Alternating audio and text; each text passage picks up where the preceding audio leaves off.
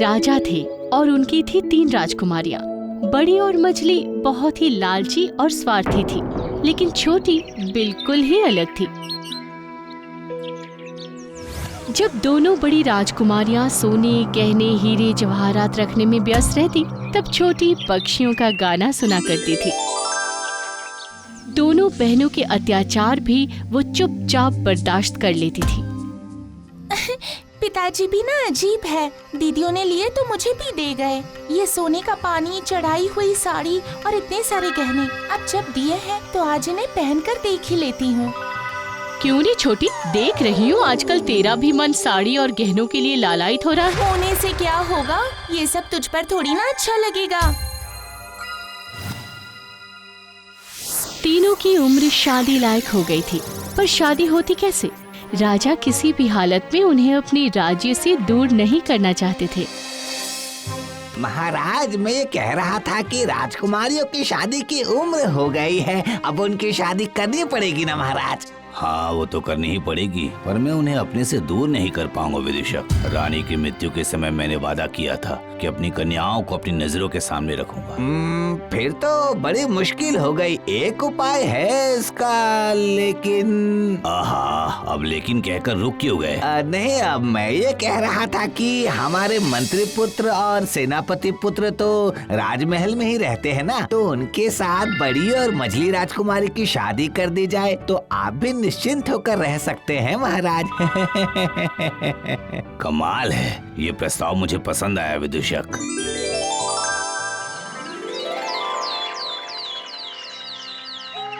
इसके बाद बहुत ही धूमधाम से बड़ी और मझली राजकुमारियों का विवाह हो गया। पूरे राज्य में आतिशबाजियां की गई, शहनाई बजाई गई, खाने पीने का 7 दिनों तक बहुत बड़ा आयोजन किया गया। उसके बाद एक दिन छोटी राजकुमारी अपने कमरे में चित्र बना रही थी। क्यों रे छोटी, तेरे मन में ये सब क्या चल रहा था? इसीलिए जल्द से जल्द हमारी शादी के लिए पिताजी को उकसा दिया था, है ना? सही कह रही हूँ ना मैं? मुझे आप लोगों की कोई भी बात समझ में नहीं आ रही है। हमें दूसरे घर भेजकर तू चुपचाप पिताजी की सारी धन संपत्ति हड़पने की कोशिश कर रही है। तू इन सब के मजे अकेले लेगी ना? ना ना ना ना ना, ये हम नहीं करने देंगे। विश्वास करिए ना, मैंने ऐसा सोचा ना ऐसा किया है। ठीक है, अगर इस सब से तुझे कोई भी लालच नहीं है तो जा, सब कुछ छोड़ छाड़ कर यहाँ से चली जा, यहाँ मत रुक।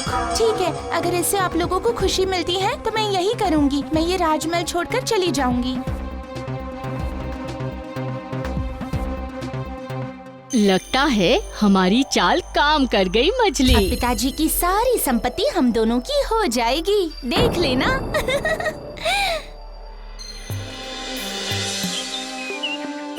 दोनों दीदी नहीं चाहती मैं यहाँ रहूं, परंतु मैं तो कभी उनका बुरा नहीं किया, तो फिर वो क्यों ऐसा? क्यों रे छोटी, दोनों दीदियों की तो शादी हो गई, अब तेरी शादी किससे करूं, यही सोचने वाली बात है। मैं शादी करना नहीं चाहती, मैं देश विदेश घूमना चाहती हूँ। देश विदेश घूमने जाएगी? हाँ पिताजी, इस महल की 4 दीवारी के बाहर तो मैंने कुछ देखा ही नहीं है ना। ठीक है, ऐसा ही होगा, पर मेरी भी एक शर्त है। कैसी शर्त पिताजी? देश भ्रमण के बाद आकर तुझे शादी के लिए सहमति देनी होगी। मेरे भाग्य में जो लिखा है वही होगा पिताजी।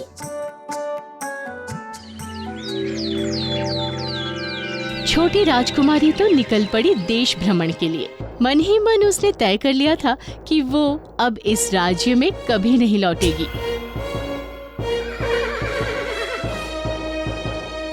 सावधानी से लौट आना पुत्री, तेरे लिए इंतजार रहेगा हमें। अरे तू लौट कर तो आ, ऐसी हालत करूंगी कि जिंदगी बेहाल हो जाएगी।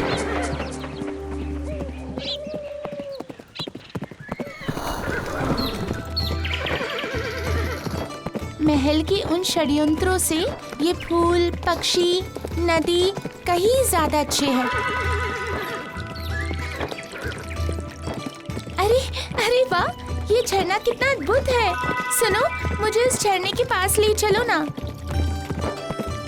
मैं अपने दोनों हाथों से इस झरने के जल को स्पर्श करना चाहती हूँ।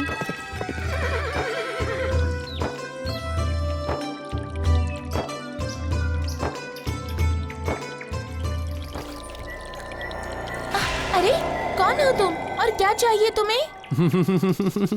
मेरा परिचय जानकर क्या करेंगी छोटी राजकुमारी? इस सुंदर प्रकृति के आकर्षण में जिस प्रकार खोती जा रही है वैसे ही रहिए।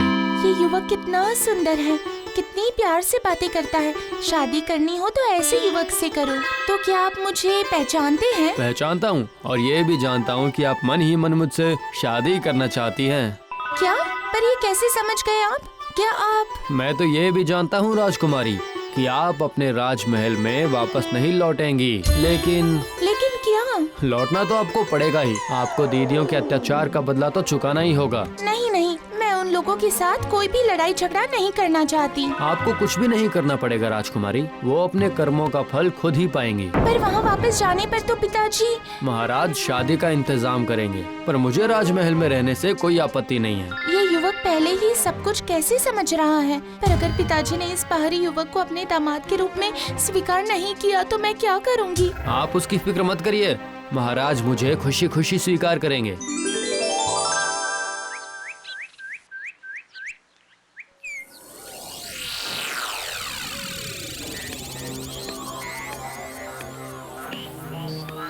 छोटी अभी भी देश भ्रमण करके वापस नहीं लौटी। पता नहीं कहाँ किस हालत में है वो। छोटी राजकुमारी लौट आई है महाराज। क्या छोटी वापस लौट आई है? तो अब फिर से कमर कस के उतरना पड़ेगा। ये रही हमारी बच्ची घर लौट आई। हाँ पिताजी, और मैं आपके लिए छोटा दामाद भी पसंद करके लाई हूँ। किसे पसंद किया है तुमने? मैं ही वो युवक हूँ महाराज, और मेरा परिचय आप इस बक्से को खोलते ही जान जाएंगे।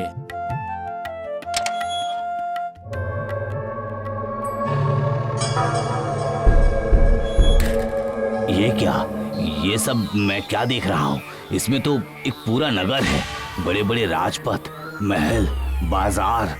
क्या तुम इस आश्चर्य नगर के राजकुमार हो? सही कहा महाराज, और इसीलिए आपके पास रहने में मुझे भी कोई आपत्ति नहीं है, क्योंकि मेरा राज्य तो मेरे साथ साथ ही रहता है। अच्छा ठीक है, फिर तो मुझे तुम्हें दामाद के रूप में अपनाने में भी कोई आपत्ति नहीं है। एक और बार सोचकर देख लीजिए पिताजी, मुझे तो लग रहा है कि ये युवक कोई जादूगर है। देखते हैं ना कि क्या होता है।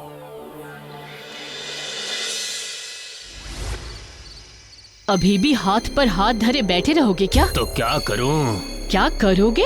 कैसे भी करके अगर उस आश्चर्य नगर के अंदर प्रवेश कर गए तो अपना दिमाग लगाकर उस पर हक भी जमा पाओगे, समझे? लेकिन किसी मुसीबत में तो नहीं फंस जाऊंगा ना? अपना दिमाग लगाओ, वरना मंत्री पुत्र से कभी भी राजा नहीं बन पाओगे, समझे? ये बात भी है। जाऊंगा, ये तो हर बार कहते हो, पर जाओगे कब? आहा, बिना आगे पीछे का सोच कर क्या जाया जा सकता है? अभी ही जल्दी से जाकर उस नगर का दायित्व ले सकते हो, वरना जीवन में सेनापति से ज्यादा कुछ नहीं बन पाओगे तुम, समझ गए ना? तुम कुछ गलत नहीं कह रही हो, पर अब कुछ और ना सोचकर जल्दी चले जाओ।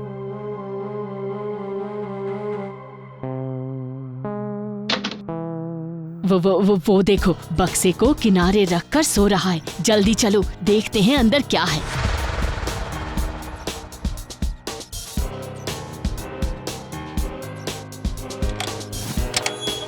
इस आश्चर्य नगर में जरूर धनी लोग ज्यादा हैं।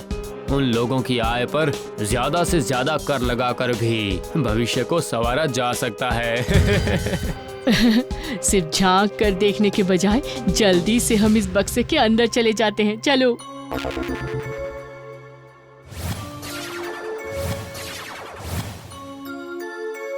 चलो अंदर चलते हैं, देर करने का क्या फायदा? अच्छा, आश्चर्य नगर में तो जरूर बहुत सारे सैनिक होंगे, उनके विद्रोह करवाकर ही तो राजा का सिंहासन हथिया सकता हूँ मैं। सही कहा।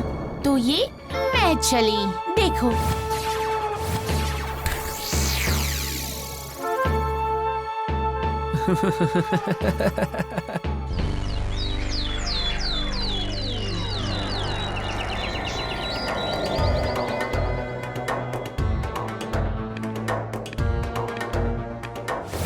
महाराज, हमने सारी जगहों पर ढूंढ लिया है, लेकिन वो हमें कहीं नहीं मिले।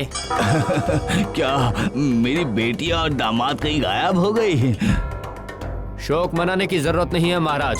वो लोग जहाँ हैं एकदम सुरक्षित हैं। पर वो अब वहाँ से लौटकर आ नहीं पाएंगे। अरे लेकिन वो लोग हैं कहाँ? पिताजी का राज्य तो हमारा है ही, अब ये राज्य भी हथियाना पड़ेगा, वरना छोटी हमें अपने इशारे पर नचाएगी। छोटी को अब तक डरा कर रखा है, अब वो रानी बन जाएगी, ये मैं बिल्कुल बर्दाश्त नहीं कर पाऊंगी। कैसे भी करके वो राज्य मुझे चाहिए, समझ गए ना तुम? ये सब क्या सुना मैंने? ये लोग इस तरह से सिर्फ अपने स्वार्थ सिद्धि कर रहे हैं। तो अब आप समझ गए ना महाराज, उन्हें अपने कर्म और लालच का फल मिला है। तभी तो छुप कर नगर में प्रवेश किया उन्होंने। नहीं, उनको उचित शिक्षा मिली है, उन्हें वही रहने दो। मेरे इस राज्य को संभालने के लिए छोटी राजकुमारी और छोटे दामाद ही योग्य हैं।